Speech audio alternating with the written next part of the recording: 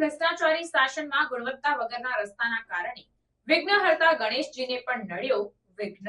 વડોદરાથી ભરૂચ ગણેશજીની પ્રતિમાને એકતાનગરના યુવક મંડળો દ્વારા લાવવામાં આવી રહ્યા હતા, ત્યારે રસ્તામાં નવીપુર પાસે હાઈવે પર મસ્ત મોટા ખાડાઓના કારણે ગણેશજીની ટ્રોલી પલટી મારતા ગણપતિજીની મૂર્તિ લારીમાંથી પલટી જતા હાથ, પગ અને સિંહાસન ખંડિત થયા હતા। લગભગ 12 ફૂટની મૂર્તિ રસ્તાના ખાડાના કારણે લારીમાંથી ઉથલી પડી હતી।